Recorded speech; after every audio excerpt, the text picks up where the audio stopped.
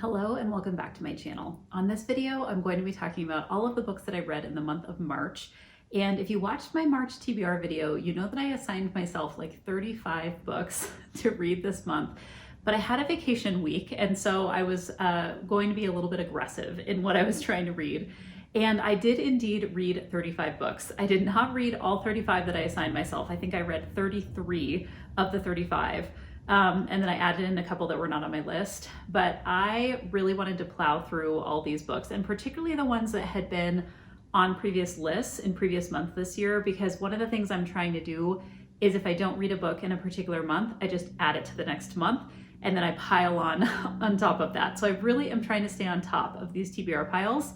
So I am now going to go through the 35 books that I read in the month of March. All right, I'm just pulling up my list here. Okay, so I started out the month reading a memoir by Michael Pollan called A Place of My Own, The Education of an Amateur Builder. This is one of my Alphabet Challenge books for the month.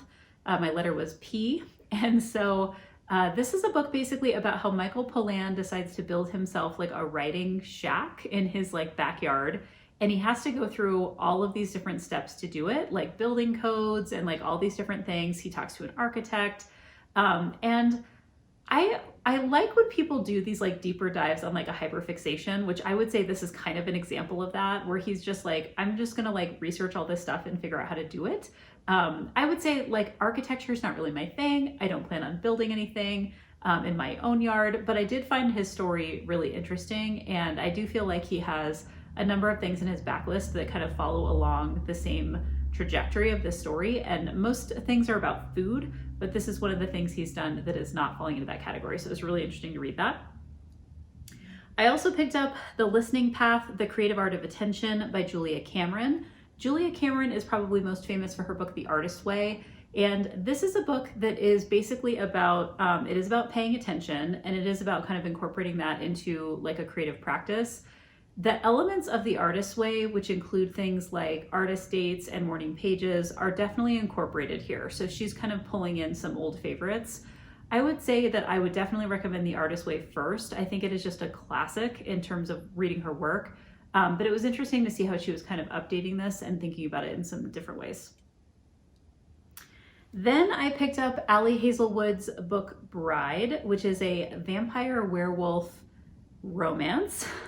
This is definitely a departure for Ali Hazelwood. She typically writes STEM-focused romances for both adults and for young adults. She had a recent chess-focused young adult romance that I read and enjoyed. This one I thought was super fun. I think that like when authors depart into like a totally different genre or like a subgenre of what they write in, I always really enjoy that. And I thought that this was really an interesting concept. And basically it's kind of like a forced marriage trope. And then it goes on from there. But I think if you're interested in kind of seeing that crossover between like vampire werewolf romance, I would definitely pick it up. Okay, then I picked up a book called A Quiet Life by Ethan Joella. This is a, I would say, literary fiction novel about these like intertwining stories of different people that are dealing with grief in different ways. And they all kind of intersect with each other throughout the book. I listened to this on audio. I really liked it. I liked how it all wrapped up in the end. And I loved kind of how the different storylines were kind of intertwining with each other. And there were people who were dealing with like the death of a partner or the death of a parent. In one case, there was a missing child because of like a custody dispute. And I really, really enjoyed it. And I thought the ending was very sweet, how it kind of all wrapped up. Okay, next up, I read End of Day by Jewel Ann. This is the first book in her Jack and Jill series, which is basically, I don't know how many books are in this series. It's at least 3 or 4, I think, maybe more. Basically, it's about a couple of siblings that are, they've gone into like a witness protection program of some kind, but it's not really clear as to why. I think we find out relatively early in the book that they had like other family members who were killed, but basically the book alternates back and forth between like present day when they're in this like new neighborhood, new town, and the past when we're seeing the female character in particular interacting with like a therapist. And I will say when I first started reading this book, it's pretty quirky and I wasn't sure what I thought. But then I got maybe about halfway through and I spent an entire afternoon just like binge reading the second half of the book, and I like immediately picked up book 2. So I'm hoping to read that soon. And I would say that it's just not always clear what's going on in the book. So if you don't mind that and you're interested in seeing, you know, kind of some quirky characters and like a sibling relationship, there's some romance in here as well, but it is primarily from the female sister character's perspective. Okay, then I picked up a reread. I had a book craving to reread Gone Girl by Gillian Flynn. And this is a book that is basically about a man whose wife goes missing, and he is suspected of hurting her, harming her. And it alternates back and forth between like her journal entries or like diary entries and then like what he's dealing with, like with the police after she goes missing. This was made into a film, and I have seen the film. I've read the book before, but I don't know, I just felt like reading it again. And I listened to it on audio this time. I hadn't listened to it on audio before, and I enjoyed it just as much as I did the first time around. I think Gillian Flynn is really smart in terms of what she's doing with her books. I feel like I may have read her entire backlist at this point. So I just, you know, every once in a while you get a book craving, and I'm glad that I could fit that in this past month. After that, I picked up a book called Plain and Simple, A Woman's Journey to the Amish by Sue Bender. This was another one of my Alphabet Challenge books. It is a memoir about a woman who basically kind of like falls in love with Amish quilts.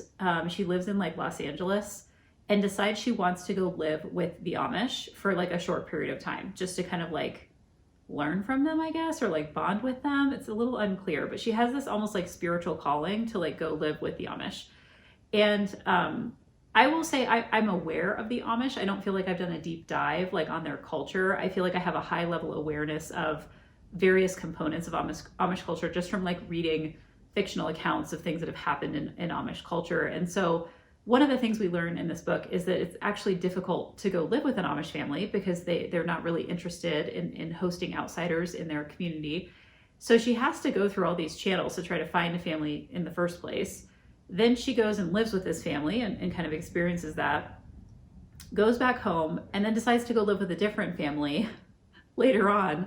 One of the things I guess I appreciated about this was that it's a story about a person who feels like this inner drive to do something, and they can't even fully understand it, but they trust it, and they kind of like follow that drive to complete like this project or like this thing that they want to do.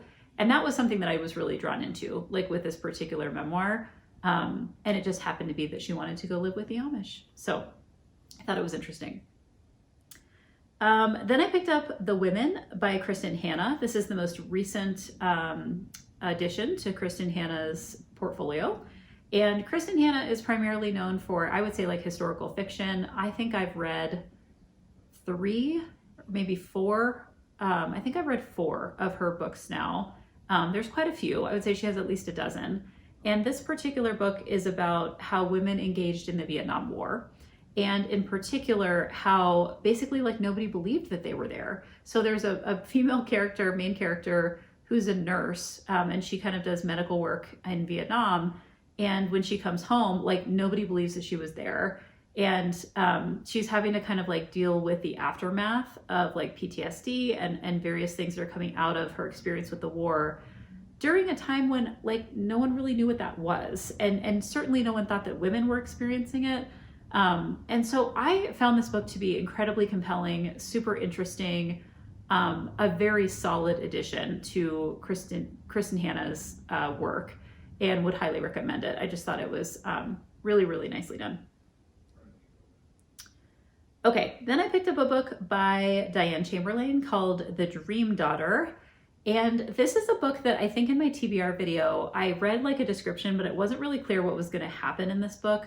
And basically it's about a woman who finds out that she is pregnant and her daughter has some kind of like heart defect, I think. And so they're trying to like find a way, and this is like in the 1970s. And all I will really say is this is a time travel book. This is a book that, and I think that's kind of implied in the description, and I kind of wondered if that was what was going on with this book. And that is indeed what is going on with this book. I thought it was interesting. I feel like some of the time travel books that I have like read and that I would like compare this to, like, I don't know that I would rank this like super high in kind of other time travel books that I've read that I thought were really interesting. But I thought the story hung together well, and I've read a couple other things by this author and would definitely return to her again. Next up, I read a book called Life Reimagined: The Science, Art, and Opportunity of Midlife by Barbara Bradley Haggerty. And this is a book that was kind of an interesting combo of like science writing and kind of psychology writing and memoir, because the author was focusing on certain things that had happened in her own life that she was kind of learning about as she was going into midlife. And I actually found this to be really interesting. I'm always interested in life stage research because I work with a lot of people in coaching that are going through various transitions, and life stage is like a huge part of transition work. And so I just found this really interesting. I thought the examples were interesting. The way that she broke out the chapters into things on like relationships and like different components of things that you're dealing with at midlife. I would recommend this one too. Okay, next up I read a book called The Professor and the Madman, A Tale of Murder, Insanity, and the Making of the Oxford English Dictionary by Simon Winchester. This is another Alphabet Challenge book for the month. And this is a book that has been on my radar for at least a decade. I don't even know when it was published, but I've known about it for a very long time. Relatively short. Basically, it is about a man who contributed to the creation of the Oxford English Dictionary while he was in like the equivalent of an insane asylum. And he was like submitting, there was kind of this like team effort, for lack of a better description, to like source all of the book or all of the words that would go into this book, into this dictionary. And he was highly involved in doing this work.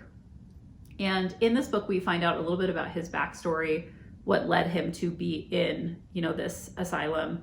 And then I will say there is a component of this book, I think it happens like 80% in, and I will not tell you what it is because it will just ruin it. Like it's this thing that happens and I was like, whoa. Like I just had this moment of like, that's super intense, and I was not expecting it. Like the way the book is going along is like, it's not like there's a ton of like up and down in terms of like plot or anything like that, but you hit this moment like 80% in and there's this like spike in the plot where you're like, something happens that you're not expecting. And I kind of feel, I don't want to say like reading the book is worth it just for that, but it's definitely something that I knew that my partner was not going to read this book, so it wouldn't like spoil it for him. And I had a conversation with him about it just because I had to talk about what happened. So if that intrigues you, you might want to pick up this book. Okay, then I read a book by Catherine Cowles called Whispers of You. This is the first book in the Lost and Found series. It is a romance suspense book, and I don't know if the whole series is romance suspense, but the first one was. And romance suspense, I would say, is one of my favorite subgenres of romance because I love mystery novels. That's like probably my original genre of things that I've read like more broadly than anything else. And I always pick up like new mysteries and thrillers. And this is basically the story of, it goes in a couple parts of time. The book starts with two teenagers who are very in love and have been together, for quite some time. And the way it's framed is like, they're basically like each other's, like they're the one, like they're going to be married, they're going to have a relationship. And something happens, which I will not go into detail on, but basically it's like a violent event that impacts them. And because of the nature of this event, the male main character basically like can't handle it and leaves this town, this small town that this takes place in. And then the female main character like heals, moves on, becomes a police dispatcher in this town. And then 10 years later, he comes back and decides that he is going to kind of engage with his family again and kind of be in this town and like try to repair some of these relationships. I feel like that's all I can say. I don't want to like ruin anything in this particular one. I liked this enough to keep going in the series. I feel like the relationship is slightly unbelievable to me, and that you would literally, I mean, 10 years is a long time for two people to not move on to like other romantic relationships, to then come back together, because obviously they come back together in a relationship when he moves back to town. It would make more sense to me if this had been like a 3 to 5 year difference instead of a 10-year difference. But I feel like that's being a little, picky. Other than that, I thought this was an interesting book. Okay, next up I picked up North of Nowhere by Alison Brennan. And this is a book, I'm looking at this to make sure I'm remembering which one this was. I am remembering which one this was. As you can imagine, 35 books kind of run together a little bit. This is a book about children that have been basically taken away from their father, who is like a mobster in Los Angeles. And at one point they're kind of like removed by like a family friend and taken and like hidden away in Montana. And the father finds them and comes after them. And when they're escaping him, and this is like all very early in the book, they take off on a plane, and then the plane crashes and they're in the woods, and they're kind of like running around in the woods, and people are trying to find them. I feel like this book, from what I remember of it, it's not super memorable to me. So I'll just say that first of all. It was kind of convoluted in terms of what was happening and like the characters' relationships with each other and what was going on with these kids. And I don't know, I'd have to look. I'm not sure if I've read anything else by this author. I probably would pick up something else just to kind of see, like what I thought of it. But this was a book that was kind of like 3 out of 5 stars for me. Like it was fine, but it wasn't something that was like super sticking out in my memory. Okay, then I read the 4th book in the Karen Pirie series by Val McDermid. And this is a series that I have been trying to work my way through this year. I kind of assigned myself this series to read. It's also a series that has been adapted into a television show. So I'm interested in watching that. There are 7 books in this series right now. This was book 4 of the 7. And this is basically, I thought this was a really interesting installment. The concept of this series is that Karen Pirie is a cold case detective. So she's working on cases that are unsolved, but that are older. And basically what happens is a teenager is in a car crash, and when they do a DNA test, there's a connection between this kid's DNA and an unsolved murder from like over 20 years ago. And this is getting into kind of like how we're using DNA and like genealogy to catch criminals, basically. And there are complications that arise in like learning who the killer is and how they're tied to this teenager. And I don't want to say what they are just because I feel like that is giving a little bit away. But there are many twists and turns in this particular installment of the series. And I really enjoyed it. I'm super looking forward to reading the remaining books in the series. Okay, the next book that I picked up is Ruthless Vows. This is the 2nd book in the Letters of Enchantment series by Rebecca Ross. And this is the 2nd book. The first book is Divine Rivals, which I read last month, reread, I should say, last month in preparation for rereading this book. I wanted to reread this book to give it another shot because I felt like after I read the first book and just absolutely loved it, I read the 2nd book and it just wasn't for me as much.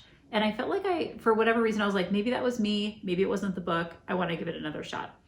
After giving it another shot, I would say I do feel like it's more the book than it's me. And it's not that anything is wrong with the book. It just wasn't really for me. The first book in the series, I think, leans more heavily into like the romance components of this relationship between these rival journalists who are like writing each other these letters through Magic Typewriter. And the 2nd book gets way more into like the politics of the fantasy world. And the best part about it to me was the relationship. And I feel like we get less of that in the 2nd book. And the parts where it's there are great. Like that's the part that I really enjoyed about the 2nd book. I will definitely be reading more from this author. There's another duology that she's written that is like on my list, I think, to read this year because I want to dive into it. But I feel like I got some like affirmation that like, nope, that wasn't me. That was the book itself. Reading it a second time also wasn't like a favorite of mine. Okay, then I picked up The Co-op by Tara DeWitt. I have read at least one other book by this author and I really enjoyed it. And so this is one that is basically about a man and a woman that like inherit, I think it's like an apartment building and they have to like renovate it together. I will say that when I was like reviewing the books for this month and I was like glancing through like what I was going to talk about for this video, I was like, did I even read that book? Like I almost had no memory of it and I had to really think about it and be like, oh yeah, no, I did read that. I feel like I read it on audio and I feel like I read it in almost one sitting. I mean, it was very fast. So as you can tell, not super memorable. This is not a romance that would go like high on my list in terms of something that I would like read again or necessarily recommend. I think it's fine, but I would definitely say it was more like a 3 of 5 stars for me. Okay, then I picked up a book called The Final Hunt by Audrey Cole. I don't know where I heard of this book, but it definitely checked all my boxes. It's basically about a woman who finds out after her husband is killed in a bear attack that she goes to like the cabin where he was killed. And this is like several months later. She's trying to kind of like grieve the situation. And she stumbles upon his like hiding place of evidence that he was a serial killer. And so then she goes into this whole thing with like the police, like turning in this evidence and everybody thinks she knew and she's having to like defend herself and all these things are happening. And then she basically decides she's not sure that he actually was killed in this attack. Like they never found the body. So now she has to go through this thing of like trying to find him. And I would say this is a book, first of all, I really enjoyed it. One of the things that was really interesting is it takes place in like chunks because like there's a chunk in the beginning where she's like at the cabin and like finding the evidence. There's a chunk where she like follows him to a place where she thinks that he is, and it's like another state. So there's this like travel situation. Then there's a situation where she's like training herself to like go after him in a particular kind of way. And it reminded me a little bit, now that I'm thinking about it, like in the moment, it was not doing this, but like right now as I'm like describing it, it reminded me a little bit of the movie Enough, which is like a J-Lo movie. Jennifer, why am I not remembering her last name? You all know who J-Lo is. It was basically this movie where she like goes after her husband who was domestically abusing her. But there's this like montage where she's like getting ready to like go after him and like fight him basically. And it's not exactly the same in this Final Hunt book, but kind of similar in terms of how she's like creating a setup for this guy. There is a second book in this series, which surprised me given the ending of what happens in this particular book. So I'm intrigued. I'll probably pick up the second one at some point, but I enjoyed picking this one up. I think this one was available on Kindle Unlimited, so I was reading it through that platform. Okay, then I read a book by Mike Omer called Please Tell Me. This is a Alphabet Challenge book, and it is basically the story of a child who goes missing, and then that child is found again, and when she is found, she's kind of working with like a child psychologist, like she's not communicating very well based on like trauma. And when the child psychologist is working with her, she starts to kind of share information about other murders and both murders that have like happened in the past and then like murders that are kind of like ongoing and happening in the present. And they're trying to figure out what is going on with this and like how what she knows is connected to the person that kidnapped her. I will say, because I think it's helpful to know, and well, maybe that's a spoiler. I will just say in parts of this book, I wasn't sure what genre it was. I wasn't sure if this was like going to be having some paranormal components to it, if it was just a straight up thriller, mystery. And so I'll just leave that to say like it was a little unclear, like what was going to end up like resolving the situation that was coming up in the book. I thought it was interesting. I don't know that I would like intentionally seek out more from this author, but I definitely was like engaged in the book as I was reading it. Okay, the next book I read is called Culty, and it is by Mariana Zapata. This is a sports-themed romance. I have read at least one other book by this author. I don't think I've read more than that. And the other book was also a sports themed romance. And these books are like very lengthy and involved. I think Holty was at least 500 pages. And I have to say, I liked it so much more than I thought I would. I don't know, I didn't necessarily have like negative preconceived notions, but I wasn't expecting to like it as much as I did. And so this is basically the story of a woman who is a professional soccer player, and there is a coach who starts to work with her professional soccer team that is like a legend in like male soccer sports world. And this is someone that like as a child she like revered this person. Like he was like famous, and she was very inspired, you know, by him. And then he comes to work on the team and he's kind of a jerk. And so this is an enemies to lovers trope. As always, in so many of the romances that I like, that are like really lengthy romances, the ones that are like, you know, 400 to 500 pages, it's the side characters. It's like the family characters. It's all the stuff that's happening. Like, I like the romance itself, but I also love all the stuff that's happening around it that makes it so much more believable. And I will just say there's this like hilarious component of this book where the father of this girl, this woman who's on the soccer team, he is like a super fan of this coach that comes in, and he just cannot handle himself like when he's in his presence. And there are several scenes of this that are just really charming. So I think I read this in like a couple of days. I mean, I was just like totally sucked in, wanted to know what was going to happen. I think I listened to this on audio, but I had it on ebook as well. I will totally pick up more by this author. I think I already have another one of her books like on my library hold list. So highly, highly recommend that if you're interested in romance, and particularly in sports themed romance. Okay, then I picked up a book called The Lake House by Kate Morton. This is a historical fiction novel that basically goes back and forth between like a past kidnapping of a child, kind of like a cold case that's never been solved, and then a present day detective who gets kind of like pulled in an interesting way to the situation. And she starts kind of like investigating it, but like informally, because of like a connection through her family. And this was a book that surprised me. I thought this was a book, well, first of all, I didn't know much about it. I'd seen it around a lot, but I haven't heard like a lot of people talking about it or reviewing it. It's been around for a while. But I was always like intrigued by it. And I would absolutely pick up another book by this author. The way that this book was written was very, I want to be careful of the language I use, because I feel like the first thing that occurred to me was to say that it's cozy, but not in that it's a cozy mystery. Like I guess it kind of could be. I don't know. Like there's a way that she has like the descriptions within this book that are a little bit like literary. Like it's kind of like a literary book and it's a mystery, which I think that was just a perfect combo for me. Like I could totally see like just curling up with like a cup of tea and like reading this book.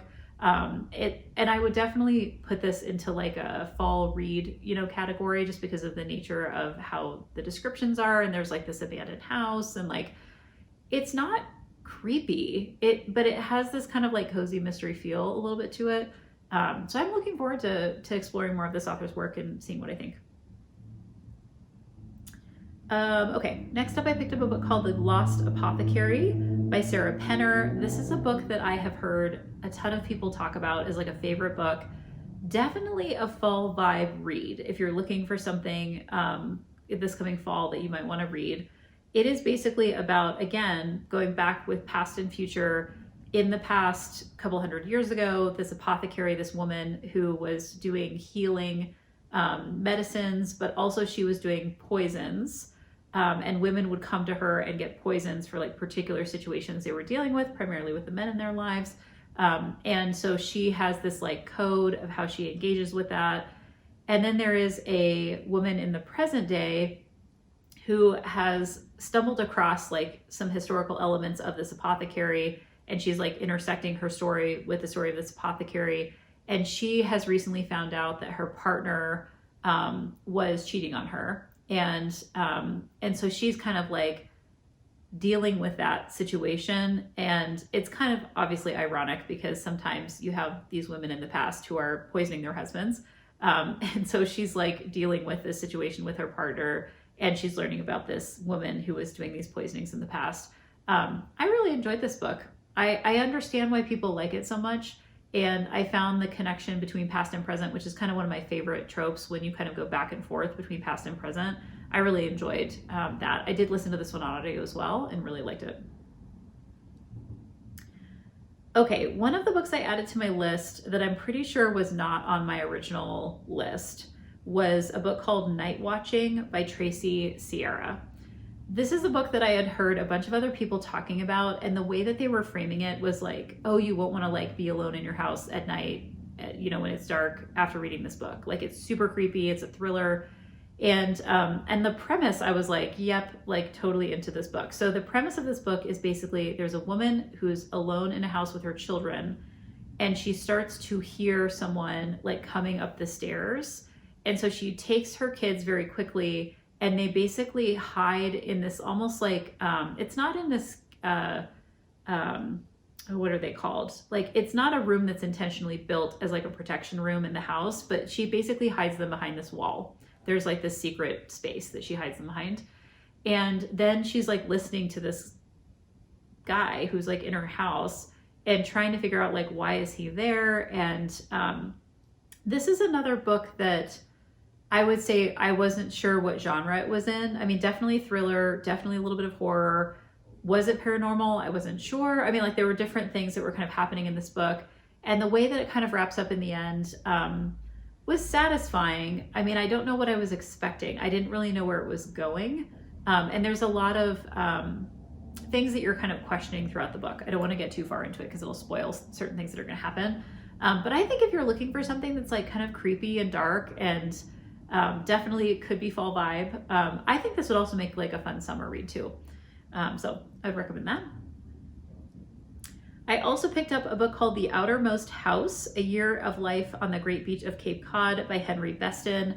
This, from what I can tell, is a very kind of canonical nature writer. Like a person, like when you're thinking of nature writing, like this would be a book that you might like assign in a class that is like studying nature writing. It's very well known, I think. And I think it's from like the 1920s or somewhere around there, where he basically goes and lives on a beach on Cape Cod and like writes about his reflections of what's going on. I will say this is a book that I find difficult to recommend because if you want to read multiple chapters about things like birds, this is a book that you would want to check out. But if you want to read something that is maybe compelling with plot and other kinds of things, like it's a book that just talks a lot about birds and sand and waves and weather and shipwrecks, which is kind of interesting. But for the most part, it's basically just nature writing. So if you're interested in that, you could definitely pick it up. I like to read really broadly across these different genres. And it might be something that you would find interesting as well. Next up, I picked up the Book of Dew, A Manual for Living. This is edited by Babette Buster, but is a kind of collection of a bunch of different writers. This is a book that I would recommend if you have not read all the other books in this series, because there is a series called the Dew series that has books on walking and breathing and gardening and, you know, all these different topics, leading teams, you know, like that kind of thing. And I have read a lot of books in this series. I picked up a bunch over time. I own a bunch of these books. And this is basically a collection that like puts them in a particular order and like situates them into almost like a coffee table style book that is really beautiful. It has like images and text combined. And I would say like, I like how they did it, but this was all material that I had read before, which I don't think I realized that when I engaged, you know, in purchasing the book. But I would definitely recommend it. And I think it's just really beautiful collections and essays about these different topics. Okay, next up, I read Taylor Jenkins Reid After I Do. This is a kind of a romance, I guess, basically about a man and a woman who are married for a period of time. and they begin to fall out of love with each other. And so they decide to basically take a year away from each other where they don't see or talk to each other for that entire time. And the part of this book that I thought was kind of interesting, well, not interesting, the part that felt like slightly unbelievable to me was in the beginning, they're like so deeply in love. And I think they meet in like college. I mean, like they're relatively young. And the period of time that they kind of get disillusioned with their marriage is like relatively short. I mean, it was like 4 years or 6 years or something like that, which may feel like a long time, but like as somebody who's been married for like 20 plus years, I don't know. I was like, that's a really quick amount of time to like not be loving your partner anymore. Like, I don't know, given like where they started and like how quickly it went downhill, it surprised me. I did, again, really like the family characters in this book. That was something that I think made it, of all the stuff I've read by Taylor Jenkins Reid, I don't know that this is necessarily a favorite. And I will just say too, I think that I am a little bit biased against books that are about kind of like marriages that are not working out. Like I think that those kinds of books, I've read some of them. There was a Lionel Shriver book that I read that was about this. There was a Kristen Hanna book that I read about this recently. And then this is another book I read about this. Like, they're just not really for me. Like, I think that those books, like, I have to see like a reason, like a good reason to kind of go down that pathway of like doing that deep exploration. And I guess I would rather read that in like memoir form than fiction form. For what that's worth. Then I picked up The Way I Am Now. This is the second book in the Way I Used to Be series by Amber Smith. I loved the first book in this duology. I think I read it in like a day or two. I just sped through it. It's basically the story of a girl in high school who has a sexual assault. And then it covers like her freshman, sophomore, junior, senior year and how she's like wrestling with like the trauma of this experience. And the second book, I'm going to be like careful about how I talk about it, but basically she has a relationship. I won't call it a romance. She has a relationship in the first book that basically doesn't work out because she's so traumatized, you know, by the situation. And in the second book, it is basically her and this male lead of the book getting like a second chance to try out a relationship when she is kind of like a little bit older and she's kind of dealt with the trauma in slightly more healthy ways than what we see her doing in the first book. I really liked it. I liked the first book maybe a little bit better just because I was so blown away by it. But I thought this was a solid kind of like sequel to what was happening in the first book. And I like this author. I'm definitely going to check out more from her backlist as well. Okay, then I read a book called Our Ride to Forever. This is the third book in the Honeywood series by Julie Olivia, which is basically a bunch of romances that take place in a theme park. There's 4 books total in the series, and I just find them super fun. I think that they're great. This third book had a fake marriage trope, which I will say of all the tropes, I feel like the fake marriage one is just really hard to pull off. Like all of the rationales that people have for fake marriages are just not often very good. And so like, I find it a little bit unbelievable when they happen. This one I thought was okay. This was a setup of 2 characters that have shown up in the first couple of books. So it was kind of their turn to tell their story. And I'll definitely be picking up the final book in the series. Okay, the next book that I picked up is one called 10x is easier than 2x, How World-Class Entrepreneurs Achieve More by Doing Less. And this is a book that is co-written by Dan Sullivan and Ben Hardy. And I will say I've read other books by this co-author pair before. They typically write about like entrepreneurship and like Dan Sullivan is a coach, like he's like an executive coach. And so these books are often vehicles for like his coaching business. So I'm just going to put that out there. What I will say about this book, there's another book that I read that was by this pairing called The Gap and the Gain that I really, really liked. I liked the concept of like what they were trying to do. The challenge of all the books I've read by this particular co-writing pair is they are very repetitious. And even if you have like a core idea that's really interesting, the way that the information is presented, I feel like I'm just getting like beaten over the head with the information, because it's just like they'll explain it and they'll explain it in a different way and then in a like slightly different way. And it just feels like it's like filler. It doesn't feel like it's solid content. It just feels like it's being like recycled throughout the book. There were elements of previous books like The Gap and the Gain that were put into this book too. So they're like connecting the concepts, which I think is fine. My bigger issue with this book, probably my biggest issue, I should say, is all of the examples that are provided are primarily examples of men. And there were a few examples of women. One was a true entrepreneur. One was a consultant that was helping a male entrepreneur. And then a couple of them were like assistants to male entrepreneurs. And I was just kind of like, okay. I mean, I understand like what the authors are trying to do and the kinds of stories they're trying to tell about basically like how entrepreneurs can like do less to gain more. That's like the basic premise of this. But there are so many potential examples that could be used that would be a little bit more diverse, not just in terms of gender, but in other ways as well. And so the book ends up coming off as a little bit of like a dude bro like network, which I think is just not as interesting for me. I'm sorry to say, because I really do like reading books about business and entrepreneurship. And like, I also feel like this book was written for a very particular kind of person who likes to take like major risks and major leaps in their business, which I don't know that I fall into that category either. So I'm glad I read it just because it's the latest from, you know, these co-writers, and I followed them, you know, before. But I think that I will say like the lack of diversity in some of the examples was a pretty big turnoff for me. Okay, so the other thing that I have been doing each month of this year is I've been reading a box set of books for my box set challenge. And the box set that I had assigned to myself for this month was called The Folk of the Air by Holly Black. And this was made up of 3 books. It's a trilogy: The Cruel Prince, The Wicked King, and The Queen of Nothing. And I'm just going to give the setup for the first book because I don't want to get into spoilers. But basically, this is like many books that are about the Fae. This is about fairies and mortals, basically. And in the very beginning of the first book, what happens is there is a young girl who has a couple of siblings. They're living with their parents.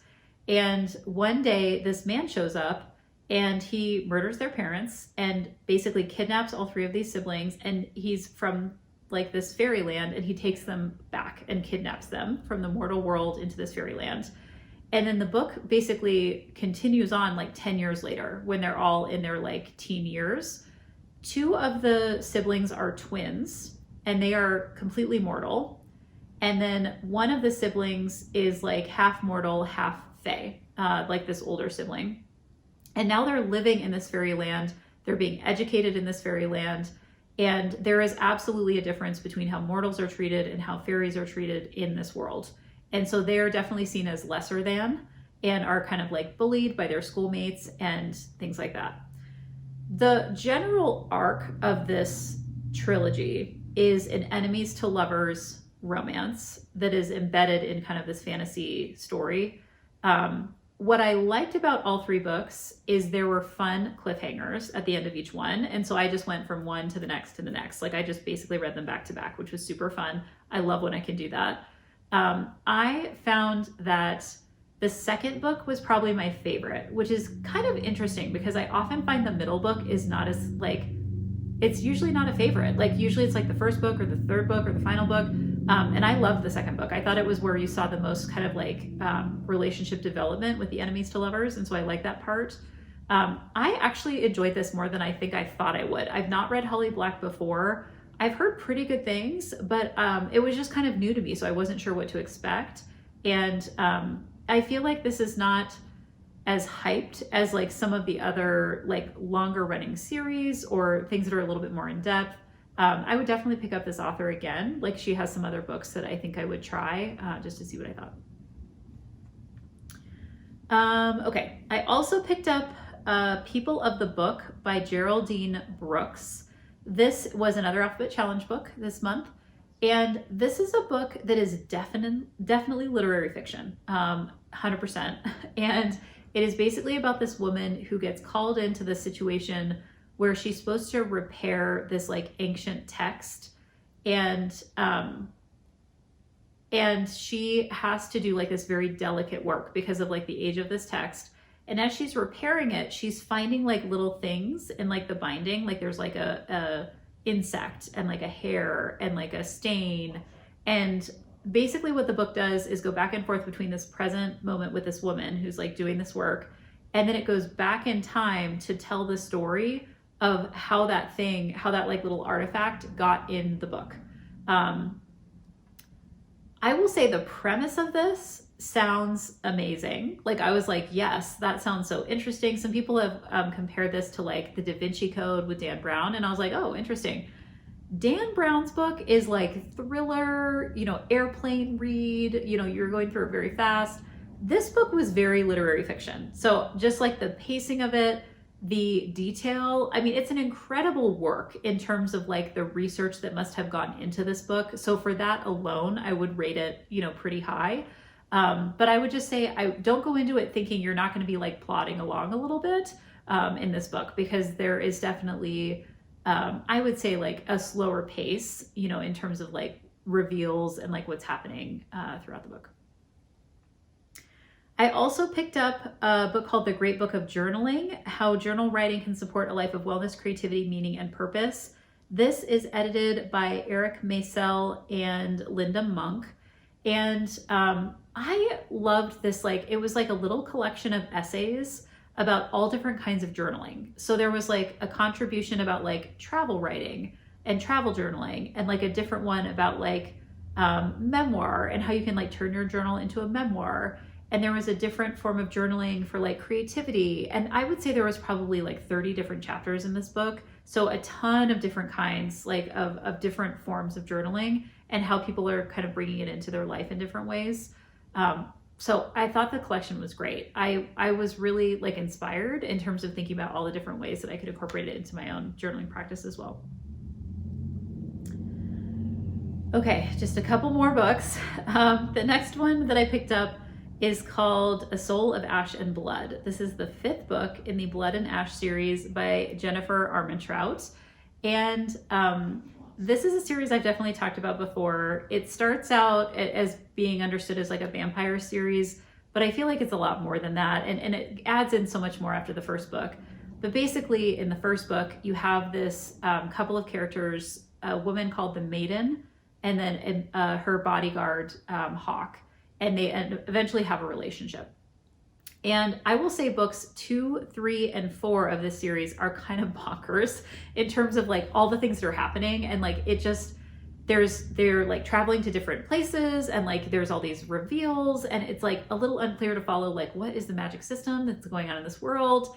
And I will say, like, after those first 4 books, I'm like, where is book 5 going to go? Like, I can't even imagine how all of this is going to get wrapped up. And it was so satisfying that book 5 is basically a retelling of book 1 from the perspective of Hawk. So after you've gone through all of this like reveals, and you like know all of this additional information about him and his history, because there's like all this stuff you find out about him, it like circles back around to the first book and says like, yeah, here, let's like layer all that in to like the very basic understanding of what we had in book 1. I will say in some ways it was kind of a relief to not be like layering on a bunch more stuff. And there's a little bit more that gets layered on, you know, like in terms of like what we find out about these characters, but nothing like it happening in books 2 through 4. So I really actually liked this a lot. I thought this was a great like way to take the series. There is a 6th book that just came out that is called like a compendium. So it's basically like all of these like artifacts and things from this world that have been pulled into a book. Of course I will read it. I don't know when, but I did get it on audio. I got it on ebook. I'm totally going to pick that up too, just because I'm invested at this point and I really did enjoy this series. And I would recommend this if you are interested in romance for sure. I would definitely put this in the romantasy category for sure. I would say these books are a little bit more on the spicy side than what you might see in some other books. I feel like romantasy tends to be in that direction. But if anything I've described about this series is intriguing to you, I would definitely pick up the first one and just like see what you think. Okay, The last book that I read in the month is a book called Gray After Dark by Noelle Ely. This is a book that I saw somebody talking about on social media, somebody that I follow on social media. And I was like, oh, that, like, I basically saw the cover and I'm like, and I saw the title and I'm like, oh, I wonder what that's about. And so I went and like looked up the synopsis. This book came out this month. Like this was a like Kindle Unlimited release. And so I knew it was coming out soon. And when I looked at the synopsis, basically this is the story of a woman who goes and works at this like camp, basically like it's almost like a summer camp. And while she's there, she gets kidnapped by these guys and taken into the woods. And then she has to somehow try to get away from her captors. So this is basically like a captivity narrative. And I will say that while there are some trigger warnings here, there was not a lot here that was like extremely explicit. So I'll just put that out there because I think in captivity narratives, it can be a bit challenging. And what I mean by captivity narratives is like if you're familiar with the book Room, which is basically about a woman who is held captive in a room and then she escapes, this room, and it was made into a film. They're books that are basically about, people who are being held captive, in a particular time and space. And this book is, I won't give away too much other than to say it is about, it is based on a true story. It is not closely following, the true story, but it is based on a true story of a woman where this happened to her. And I actually found it to be pretty compelling. I picked it up like immediately after it came out and just like sped through it in like an afternoon. And I think that I'm drawn somewhat to captivity narratives because I think it is kind of fascinating, particularly how people are impacted psychologically when they're in these kinds of situations. And they are pretty dark. So I would say check out trigger warnings, if you have concerns about that. But I did find this book to be, like I sped through it. It was really interesting and would definitely recommend it if that's something that you're interested in. So those are the 35 books that I read in the month of March, and a really, really good reading month. So many things there that I really enjoyed. And keep an eye out for my video for April, where I'm going to talk about all of the books I hope to read in the month of April 2024. And until I see you in another video, happy reading.